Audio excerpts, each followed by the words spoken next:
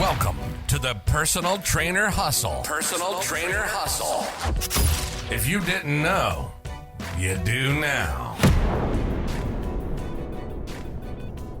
Welcome back, you guys, to the Personal Trainer Hustle podcast. As always, your host, Sam Lopez here, host of the podcast, but also owner of a personal training studio here in Culver City, California, Logic Fitness. So that is my main gym and business, and this podcast is for you guys to learn from my experiences, mistakes I've made, lessons I've learned, things I've done and I'm doing, and also it's a place for you guys to be able to send in your questions based on what you guys are going through in your personal training career. So you guys can go to personaltrainerhustle.com, and right there is a little form that you can fill out and send in your questions. And again, a lot of the questions that we get are around selling training, starting a personal training business, sometimes online. You guys come from different places, different backgrounds. Recently, we had the last episode a question about starting a mobile personal training versus online. Not too long ago, we had someone ask about, what can I do to start preparing for when I finish my certification? And we've had so many questions. So you guys, that's what this is for. Obviously, most of the time I'm on here giving you some tips or strategies or advice from things that I've done or am doing, things that worked for me. Other times I am talking to a personal trainer that has built a personal training business and we learn from them. So, but most of the time lately, we've been doing Q&As. You guys send in your questions to the podcast at personaltrainerhustle.com. And I go through there, I read them, I make some notes, and then here we are. We're making a podcast episode out of it. So today is one of those episodes, Q&A episode. And today's question was sent in by listener Diego Errejon. Diego's question: Hey, Sam, love the podcast. My question is, how can I get more clients in my garage gym studio? I sometimes feel by not having an actual gym that it's hard to get people through the door. When people do give me the chance, I can close them. But how can I increase people giving me a chance? Thank you. All right, Diego. I don't even know if that's how you sound, but that's usually how I read the emails and the questions, just to be as clear as possible so that everybody can follow along. But okay, this is a really good question. This is a real issue that a lot of trainers go through, and also something that a lot of personal trainers are able to overcome. So it's not something you cannot overcome. And if I meet a trainer that has done this successfully, I will definitely be reaching out to them and having them on the pod, because this is a really good question. Now, this is not something I did myself, but I do have a similar situation that I think we can learn from. Okay. So this is a good question, right? You have a home gym, it's not as official. And, it's hard because people aren't coming through the door. But I got to tell you, this situation that you're dealing with is what any personal trainer or any business person is going to have to go through. Yes, if you have a location that you get at a mall, let's say, or a shopping center, you're going to have foot traffic. If you have a storefront, you're going to have foot traffic. But let me tell you something that you guys don't realize when you have a location, because I have one. You don't get as many people walking up to it as you think that you will. There are days where nobody knocks on the door, sometimes a week where nobody knocks on the door. Most business still happens online.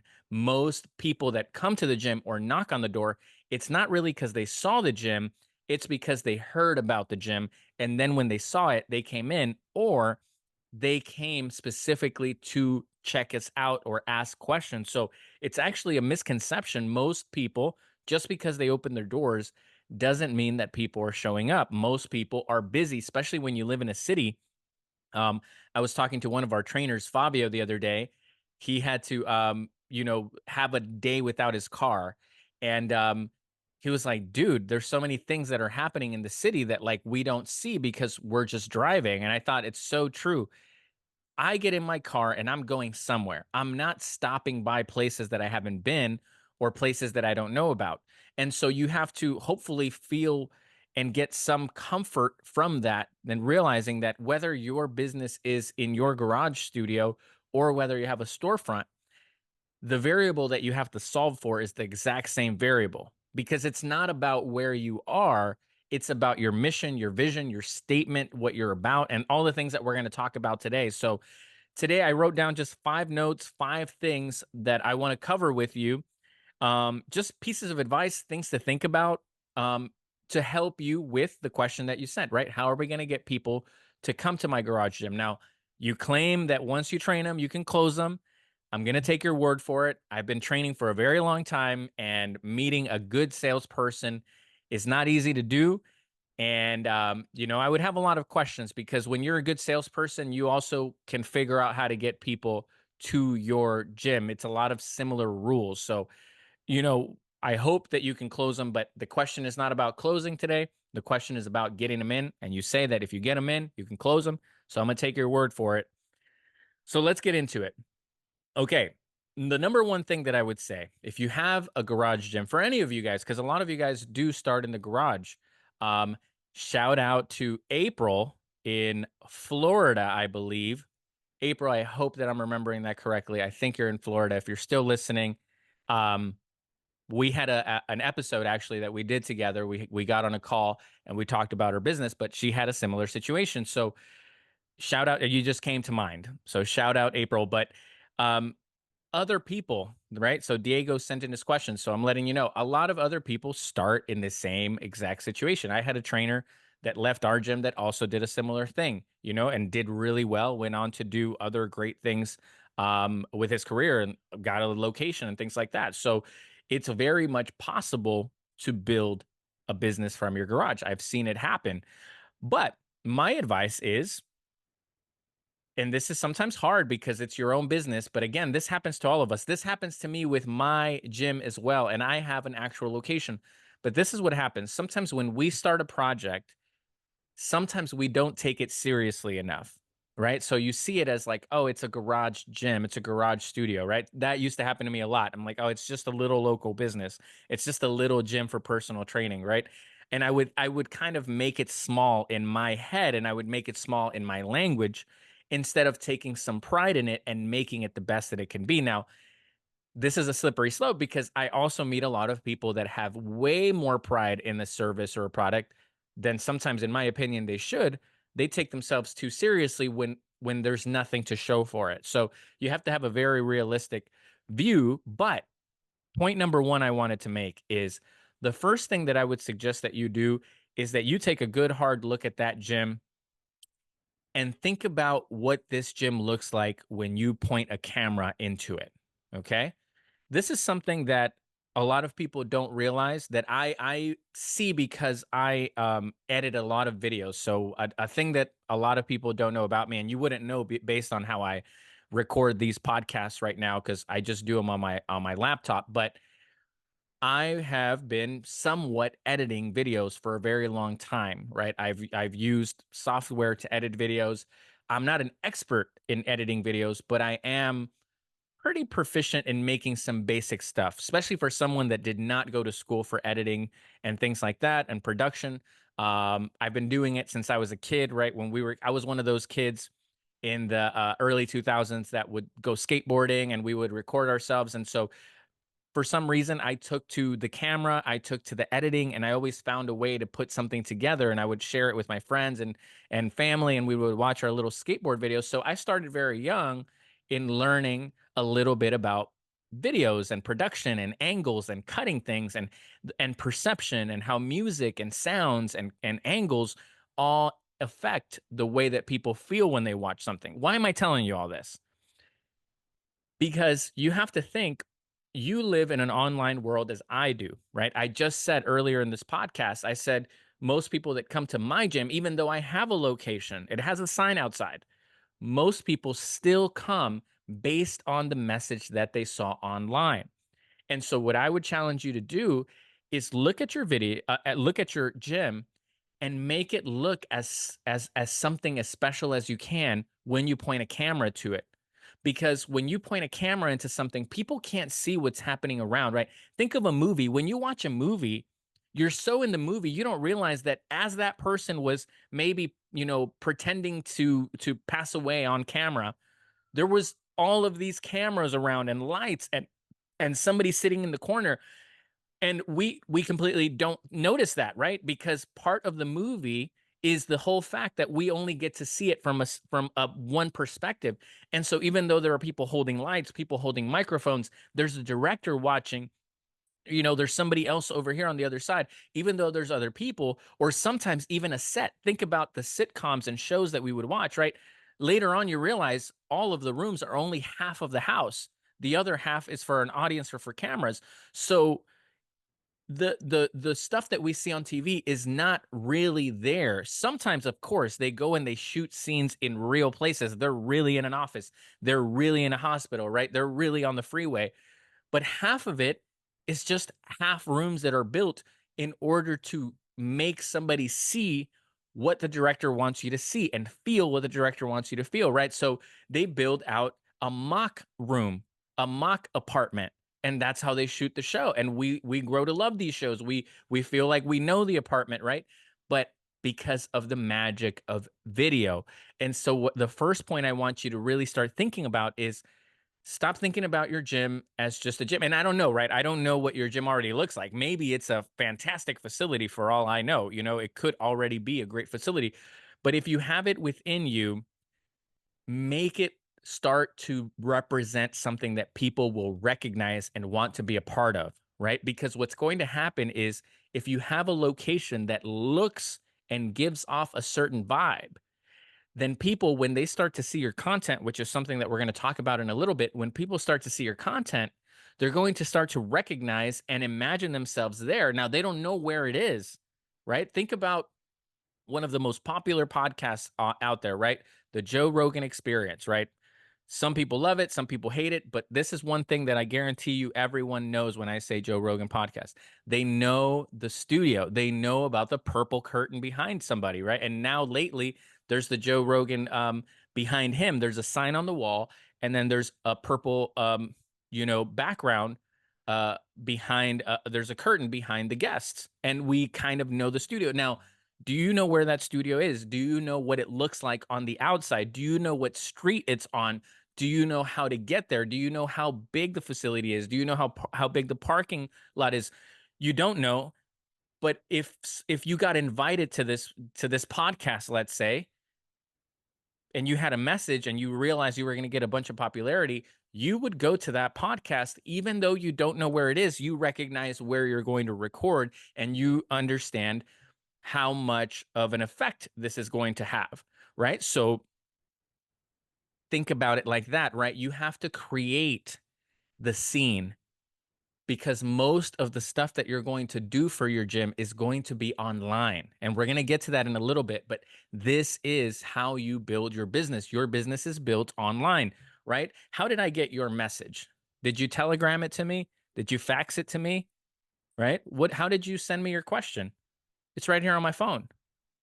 And now what am I going to do? If I want to look you up, I'm going to go on my phone and type in your name. I'm going to type in your company name, right?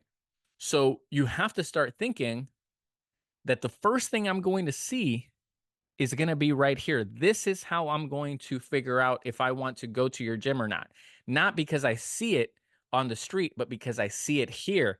And I relate to the message. I relate to you. I believe in your training. I believe in your brand. I believe in the facility. And if you can start to create that aura, that perception, then the second thing is people are going to click, how do I get there? But that's secondary, right? You can't put that first. Okay. So I'm telling you, because I've had to do it for my business. The first location that I opened up, because now we're on our second location, meaning we moved. So the first location was in a plaza, but it was actually in the back of the plaza. And anybody that is listening that remembers our OG location, they know that when you pulled up to the parking lot, you still couldn't see it. You had to get out of your car, walk around the businesses, and it was like the very middle location, as far away from the parking lot as possible. It's right in the center, as far away from so people would normally go to shop and then go right back, right? They'd go to the shop, come back. They'd go get a sandwich, come back. They wouldn't keep going all the way to the back to where we were. And so I had to learn to get people to want to go there. And then when we moved to a street front location, this is what's funny about having real conversations about business, you guys. When I got a street front location, I thought, man, we're moving on up. My gym now is on a main street, right? So everybody that drives by that main street sees my gym. But guess what? I didn't think, well, people aren't really stopping their cars to go into a shop. Most people see it, they call later sometimes, but most people are just going where they're going. They're listening to the podcast. They're looking at their phones, even though they shouldn't. But the reality is, a lot of people are looking at their phones. They're on the phone talking to somebody else. They're thinking about what's next. You're not really paying attention. So even though I thought that I was doing something special, and even though yes, it is better and it does help, I'm coming at it from a place where I'm just letting you know that the brand that I've built myself and that everybody else that I know has built, they've built it online, you know? So think about your gym as the stage for the show that you're about to show people, right? You're going to present your channel to them, whether that's through an Instagram, whether that's through a YouTube or whatever other media comes out. You got to realize that you're going to set the stage. So that's my first point. I know I've lingered on it longer than I thought I was going to do, but I just wanted to get you thinking about creating a stage, right? Think about, where would I put the camera to make this look the best? Should I put a banner in the back? Should I paint my logo on the wall? Should I paint all the equipment so that it creates like a brand awareness, right? So do you have colors that are going to represent your specific brand, right? So are you going with green? Are you going with blue? Are you going with all black, right? Are you going with black and green, black and orange, gray and yellow, right? What is it? Are you going for heavy weightlifting? You want some like more aggressive colors? Are you going for general public and you want some more neutral colors? Are you going more feminine and you're trying to figure out how to create a vibe around that, right? Whatever it is, it's your brand. But if you think about it and you put your logo on there, you put your Instagram thing on the wall, right? You put whatever it is that you want people to start recognizing, the color scheme, the outline, right? Does it look cluttered? Does it look mismatched? Is it, do the colors look good on screen or not? You might have to shift things, right? Because if there's only one place for the camera, then you might have to rotate. Maybe let's say if you have a squat rack, maybe the squat rack should be on a different wall so that the camera can capture it correctly. Maybe the only place that the camera can fit is right where you have a piece of equipment. So you might want to shift things around, right? Think about lighting, right? Just a piece of advice that's simple, right? But you want lights to be coming from behind the camera towards what you're filming, right? So for example, if you guys are watching on YouTube, the camera recording me is in front, but there is light coming from from behind my laptop to my face, right? If I switched and the laptop was behind me here, the light would be going right into the camera and it would create a darkness. So just something to think about. These are little things that you can think about. Where is the best lighting? What is the best angle? What helps me create a better scene for what I'm going to present to the world when they find out about my studio or my gym? So that's just something to think about. Make your gym look great and stage it. Stage it for the videos and the content and the branding that you're going to create around it. Number two. So number two, we already touched on it, content and brand. Okay. So number two, once you've staged it, you're going to create, right? You have your logo in the back, your name in the back, your website in the back, whatever it is that you're going to put in the back of your videos. Now you got to pick channels to promote what you're doing. Okay. So I'm going to give you a little bit of advice here on how to think about your branding or whatever, right? And I learned this from somebody else. I think I memorized it correctly, but you have to pick, are you going to entertain, educate, or motivate? That's what a lot of people talk about when they talk about content creation. So for you, this is a good little tip, right? I'm not going to deep dive into what this means, but you have to decide, what do I want to do with my content, and have a mission for your content that you're going to shoot in your staged gym, right? So now what you want to do is start to create a following of people that relate with your message, right? So for me personally, I like to do things that are more educational, informative, and a little bit of entertainment attached to it. But some people are more motivational. Maybe you want to get on there and give a message every day. Maybe you want to get on there and give people exercises they should do. Maybe you want to do something where you entertain people and people want to come and meet you and be a part of your fitness facility or your brand or whatever it is, right? So those are just three things to think about. But you want to start thinking about how you're going to start building people in your community. Now, a good episode, it literally just the previous episode, episode 125, we talked a lot about that. We talked a lot about community and building a gym that is local, right? So for that question, it was a mobile training question. Yours is a facility question. But at the end of the day, you could still pick up a lot of things from that episode, but I'm going to summarize a couple of things here. From that episode, I talked about, and I'm letting you know that you want to build a brand around your town, your city, your zip code, your community, right? So in your naming, in your targeting, in all of those things, you need to think about what city, what town is your town, because this is something that a lot of trainers miss, right? They want to get everybody. The reality is every single gym in the world has people in it that can get to it on a daily, weekly basis. Okay. That's what the business is. Every single gym, whether it's memberships, whether it's classes, whether it's one on one training, whether it's yoga or strength training or Pilates or whatever, the people that go to that gym live within walking or driving distance from that gym because fitness is something that has to happen consistently. So people sometimes build this brand and they think people from all over the world are going to come. Those are very rare things, and that is not consistent business. Sure, maybe you have a brand that people would love to visit, and so they come in and they come in twice a year when they're in town because it's a great brand. Sure, there's some business there, but at the end of the day, even that gym survives based on the consistent flow of income from consistent clients.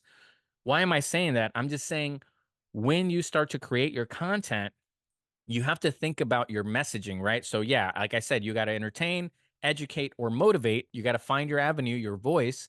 You have to have a vision and a mission that you're trying to express to the world. But you also have to remember that the people that you're talking to are people that are local.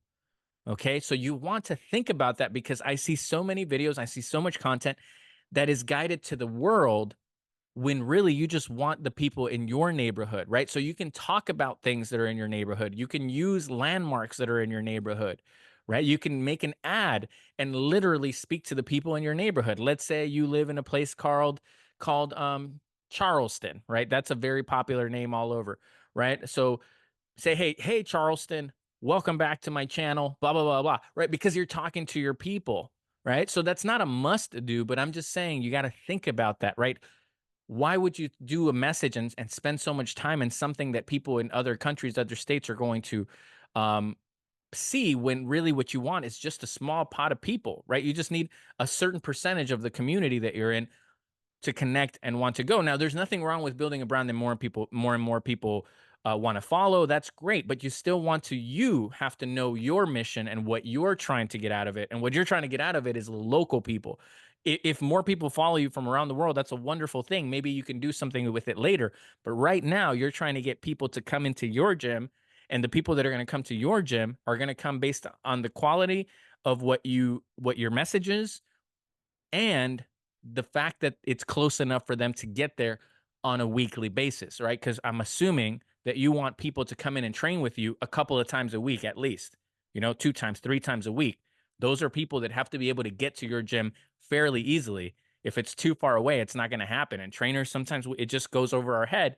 The fact that, oh, yeah, the people that are going to work with me have to be close enough that they can conveniently get to me 2 to 3 times a week for this to actually work. So where are those people? And what do I need to say to them? So just something to think about when you start creating your content and creating your brand. Question. Here's a question. So point number 3 is a question and a book suggestion that really helped me. So point number 3, being small and being private, being at home can have certain advantages if you try to find those advantages. So I'm going to give you a book. It's called Choose Your Enemies Wisely by Patrick Bet David. So Patrick Bet David wrote a book called Choose Your Enemies Wisely. that actually helped me a lot. And it was actually fairly recent this year, actually, where I read it and it made me think about how I can I can kind of situate myself in the community in a position where what other people may see as a weakness is actually my biggest strength.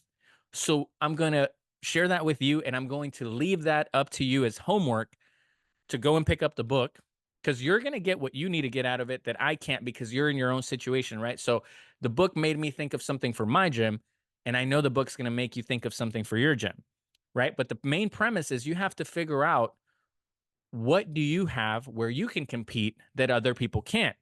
So I'm going to give you just two things that came to mind. Obviously, these are not the best thing. One is good, one is iffy. But just to get you kind of thinking, okay? So what can you do that the big gyms can't?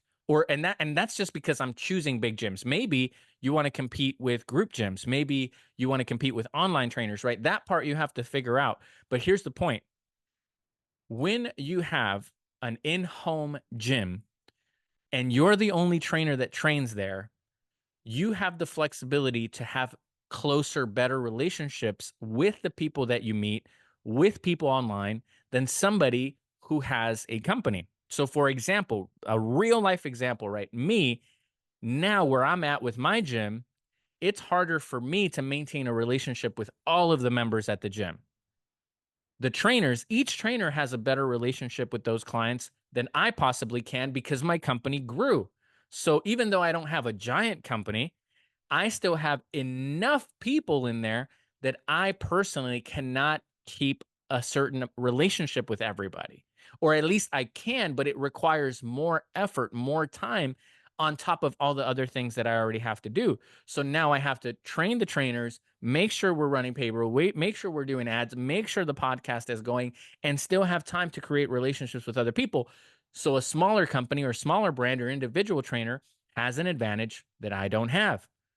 But when it comes to bigger companies, I still have something that they cannot provide, because they're too big. They require too much in and out flow. They can't keep trainers longer, right? So I have an advantage where my gym tends to have trainers for a longer period of time, because it is a community gym, because I can reward my trainers when they do well. There is more potential, they get more clients, right? So I can provide something to my trainers, which then provides something to the community, which is when they get a trainer at Logic, for the most part, not all the time, but for the most part, that trainer is going to be around for a little while, if they work out. Obviously, if they're not good, I'm going to do the job of getting rid of them. But and that's just one thing. I can't share all the things because I can't, give away all my secrets here for my personal business. But I still am showing you how to think about it, right? You have to look at where what you think is a disadvantage is actually an advantage. And that's one thing that almost all young business people and entrepreneurs fall into, or people looking at it from the outside. Everyone always thinks that bigger is better, bigger is better. But the part that you don't realize, unless you actually do business, is that the bigger things get, the more expensive it gets. So it has to make sense, right? So if you get a bigger facility, it's more money. And then you have to have more staff, which is also more money, which means you have to sell way more training to make up, not only for the trainers, not only for the facility, but also for the lights and the bills and the insurance. So every move you make to go bigger, you have to be sure that you can bring in double what the expense is. And at some point, sometimes certain businesses do not allow for that, right? So think about if you rented out an entire stadium for fitness and you had to pay for that stadium hundreds of thousands of dollars a month to keep it open. How many fitness people would you have to have every single day, and how much would they have to pay to overcome that, right? So the reality is we land somewhere in the middle, where we have 10 people in a class, where we have 2 people on one-on-one training, where we have 20 people max in a facility, right? Or then we switch it. We have a membership gym, but we're not training everybody. They can come and go, so we can bring the price down to get more people in, right? It's not that simple, is all I'm trying to say, is that every business has its strengths, its weaknesses, its pros, its cons, its expenses, right? Certain numbers that they can charge, things that are within reason, competition. There's so many little levers that you can't just think, oh, I have a home gym, people aren't going to come or they don't want to come or it's hard to get them to come. Sure, that may be true, but there's also, and this is number three, I'm just trying to get you to think maybe differently. Think, what are my advantages here? I got something here. What do I have that the other people can't have? Maybe they're not seeing this. Maybe there's a population of people that want this and not that. Can I speak to that? What is it that I can do for my clients that gyms with more people might not be able to keep up with and do? Right? I might be able to give them better service. And that's really the question I'm asking you for point number three. What can you do as a trainer working from your garage studio that the other people can't? What flexibility do you have with your time, with your finances, right? You're saving money. If it's in your garage, you're not paying that. So can you reinvest that into more ads? Maybe a bigger company has too many expenses. They can't do that. Maybe you can email people more. Maybe you can DM people more because you are a one person operation functioning out of home where you have less. So you have advantages that you can take advantage of to, sorry to be redundant, but so you can do relationships. And then the other thing, sometimes, not all the time, but sometimes you can compete on price. Now, price is iffy because like a lot of people say, right, if you cut your prices down, you're on a race, you're in a race to zero, right? Because then the next person goes cheaper and eventually you just get to zero where everybody has to give away their product because you're racing to the bottom instead of racing to the top. So, but when you're new, you can compete a little bit there, right? So here's another thing you can think about. Usually the bigger the gym or the more popular, the more they have to charge people because they have to cover all those overhead, right?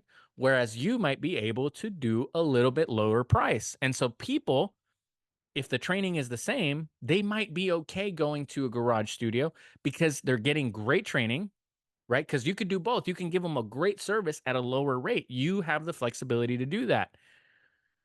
So maybe they're like, wow, the training is even better and it's not as expensive. Or the training is just the same and it's a little bit less, right? So again, you got to be careful. You can't stay there forever. I'm not saying this is a winning strategy long term. It's not, but it gets the ball rolling because I've made other episodes about this, right? But as long as you get a few people, then you can record the results with them. You can get testimonials. You can get pictures. Your content looks like it's happening. It's busier. And you can kind of convert that into new clients, new customers, because people see what you do with other people, right? So sometimes you have to start there so that people actually are willing to show up, right?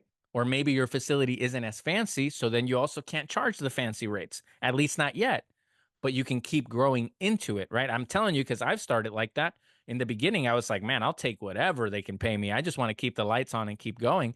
And then eventually, when I got full, I was like, well, we don't have that much space. We don't have that many trainers. So you have to pay a little more if you want to train here. And then we increased the mission, we increased the trainers, abilities and education and more things that we've been able to add, the more that the rates can be adjusted to go up if we want. If you don't want to, you don't have to, right? But it's very competitive. So you have to really think about those things.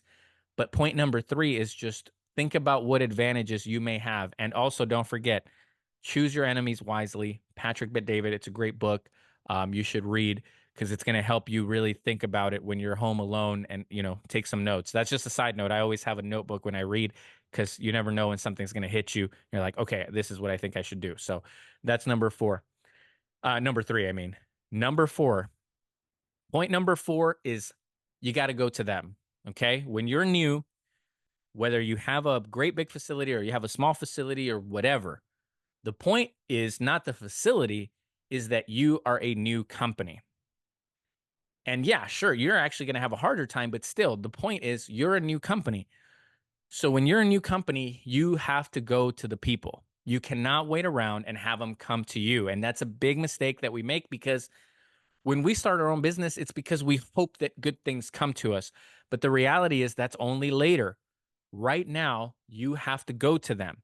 Okay. So I wrote a couple of things here just for you to think about. Where are your customers, right? So when I say you have to go to them, that means that because your facility is not in a plaza, it's not on the street, there's no sign that says I'm here, you have no other choice but to go to them.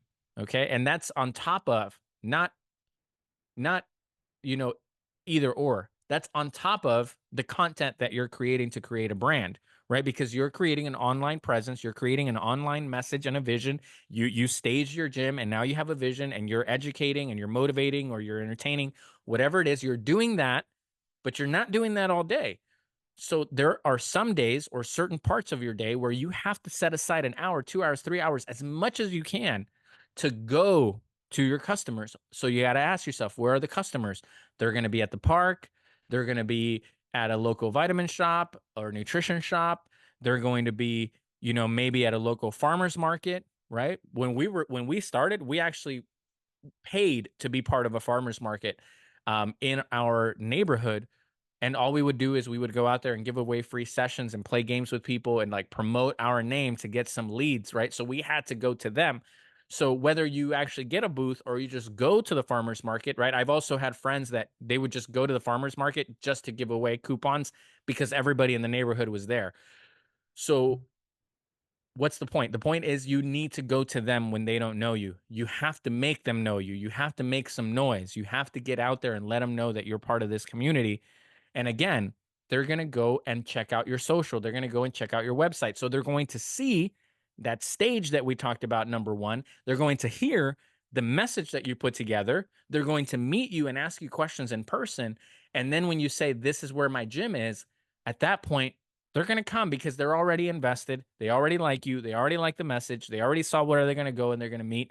So it's not that hard, to get them to want to be a part of it because everything looks official and you're out there putting in the legwork. Now, it is a lot of work to hand out coupons, to hand out flyers, to invite people, to give away sessions, all that stuff. That's just basic level one marketing and exposure of your business, but you're going to have to do that.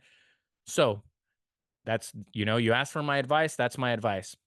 Every day, every other day, give it an hour, give it 5 hours, give it 10 hours. I don't care. That part is up to how much stamina and how bad you want it.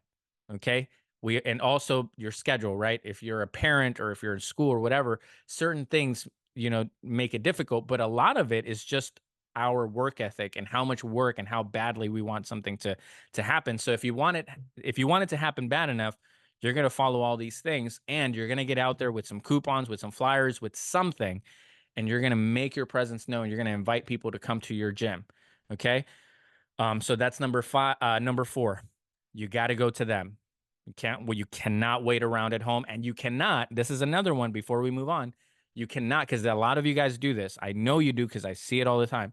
A lot of you guys are banking on your online presence to be all you need.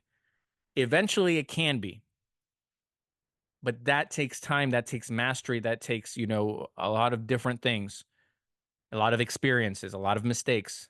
Right now, you don't have time for that. So yeah, you need to be building your online presence. You do. But anytime you're not working on that, you need to be meeting people. It's both. If you want to make it work, you have to have both, especially in the beginning. You have to make people aware of who you are. Okay. They're not just going to magically find you online. Okay. Sure. Yes, a little bit, but not enough to get your business off the ground. So go to them. Okay. Go to them. Number 5.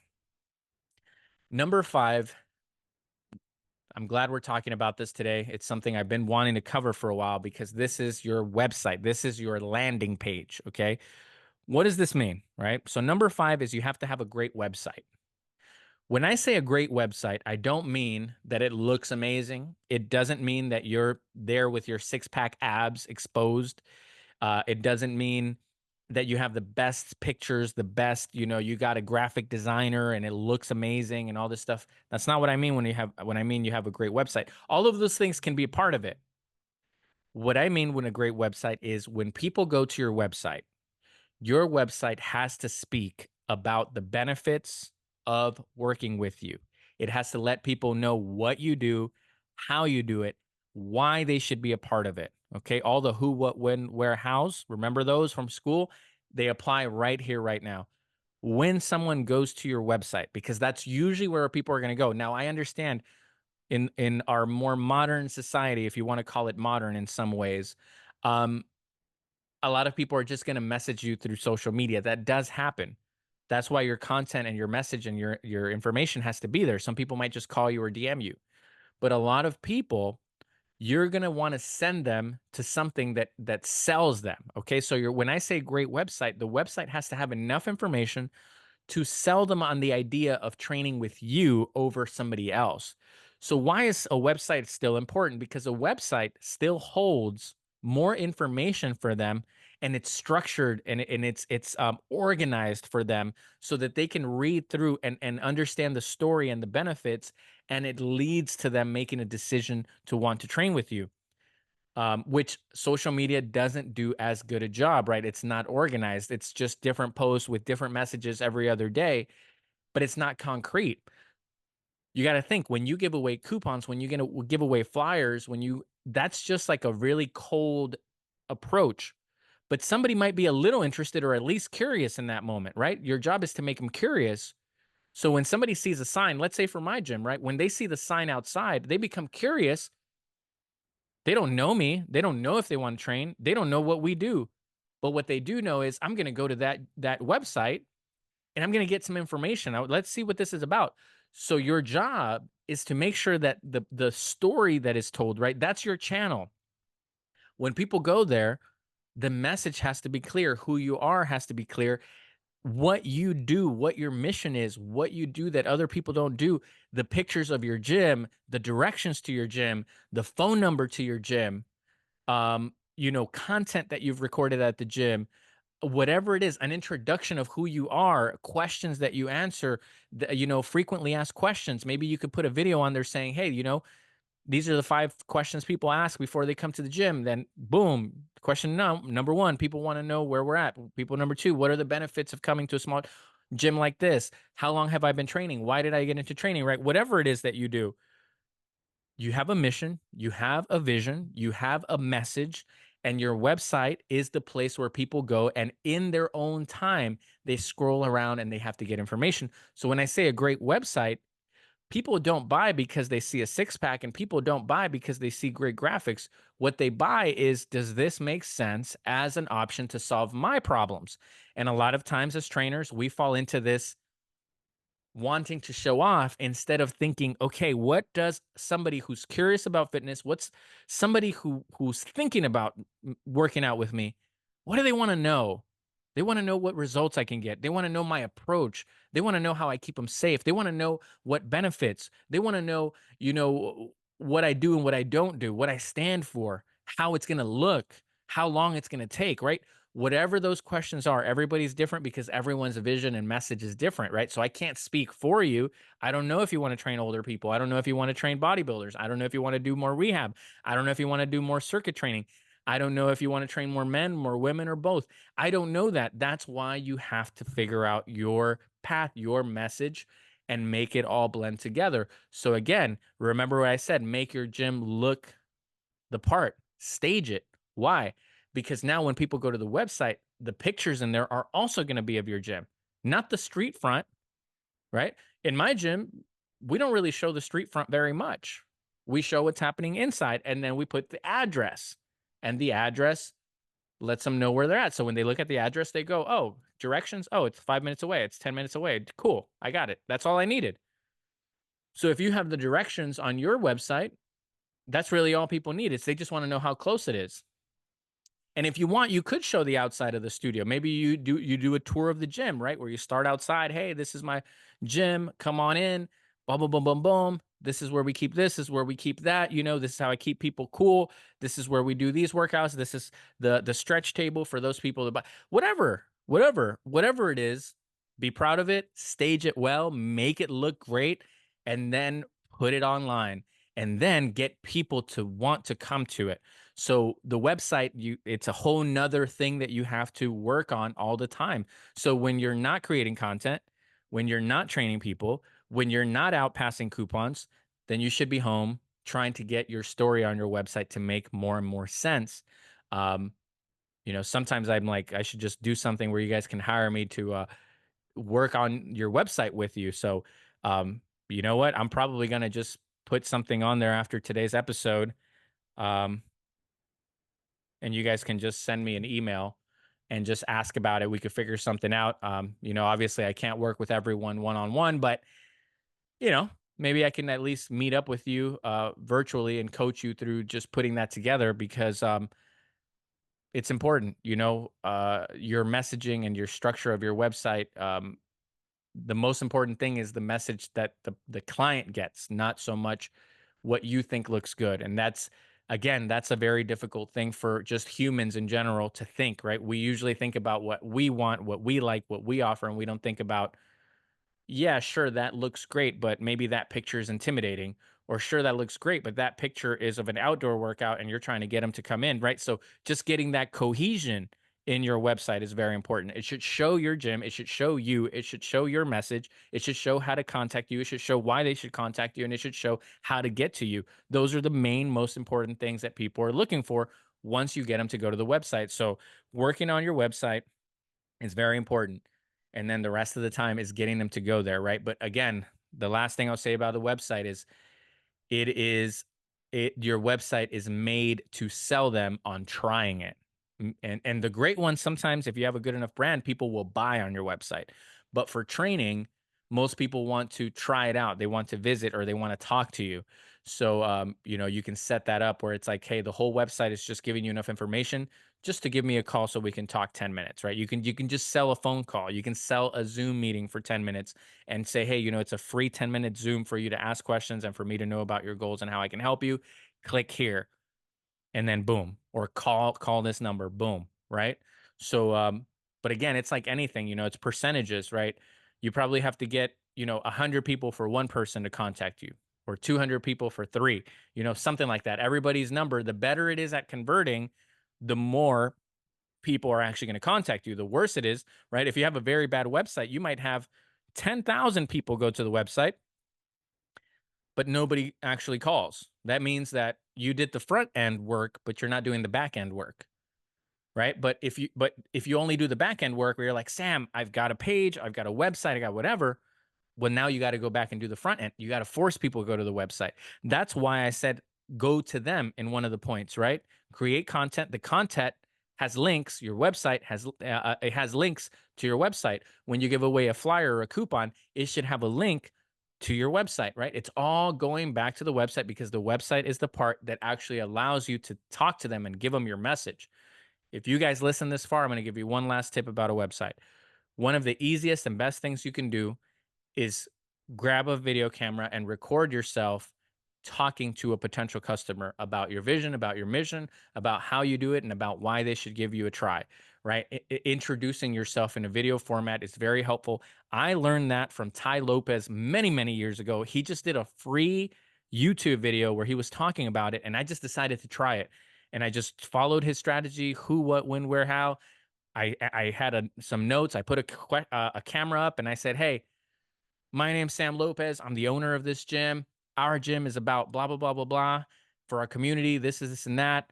While other gyms do this, we try to make sure we do that so that we can help you with your personal goals, blah, blah, blah." Right. I'm just giving you a super brief, right? It ended up being like a 3 to 5 minute video, but that's all I said. And you know what happened? People came in and they would be like, "Oh, I came in because of what you said on the video. Oh, I came in because what you said on the video." And it started happening, and that's how I realized, wow, the video has impact because people were telling me it did. They were like, when you said that thing about how like, most trainers just kick your ass, but you guys are actually going to listen to me. That's what I like. That's what I need. And so they would relate to what I said. So if you guys listen this far, you're getting that last bit because I appreciate you guys listening all the way and realizing that you never know when that nugget of information is going to land on you, right? So that's why you just got to listen and find those things that are important to you that are going to help you out specifically. So thank you guys for listening. Diego, I wish you the best with your in-home gym. I hope this episode helps to any degree that it helps. I hope it helps. And I hope that you can do big things with your gym and, you keep hustling and working and turning it into something. Maybe you can give me an update later on. Once you've gotten clients in there, once it's grown, once it's, you've overcome this beginning stage of getting people in. I'd love to get an update and hear more about your story and how and where you went with it. So, best of luck to all of you guys for listening. Thank you for listening. Everyone listening, best of luck. And that is today's episode, today's Q&A. So again, if you guys have any questions, this is how it turns out, right? We do a whole episode on someone's question. So The next episode could be your question. If you go to personaltrainerhustle.com, send in your questions. And if you guys are watching on YouTube, I look different because I'm not wearing the headphones today. I don't know. I just decided, I was like, I'm kind of here on my own. I'm not really talking to anybody else. So let's just try it without the headphones. We'll see though, because then I can't hear if I get too close to the mic or too far. I can't notice it because I can't hear myself. But I figured, man, let's do away with the headphones and just see how today's episode goes. So no headphones today, just the mic and just a good question sent in by a listener. Appreciate you guys. Go to personaltrainerhustle.com. You can send in your questions. And if you guys want to get a personal trainer shirt, we have those as well. It's like a uniform you can use. It says personal trainer in the front, it says personal trainer in the back. You can wear that to promote yourself. You go to the store, you go, to the gym, whatever, you can pick up a few and just treat that as your uniform. Okay. It's just a little tool that I know helps.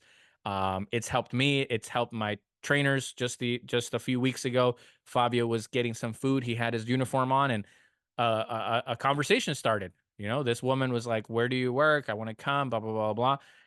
Why? He just had a shirt that said personal trainer and she started the conversation with him. So, you guys, especially when you start off, you want to have as many tools helping you as possible. And so that's just something simple that's on personaltrainerhustle.com. You don't have to get it, but if you want to, have a way to promote yourself to more people and just give yourself the best chance to start that conversation, you can find that on personaltrainerhustle.com/shop. And that's set up. You can do it through that. But if not, just go there, send in your questions, you guys. All right. We'll talk soon.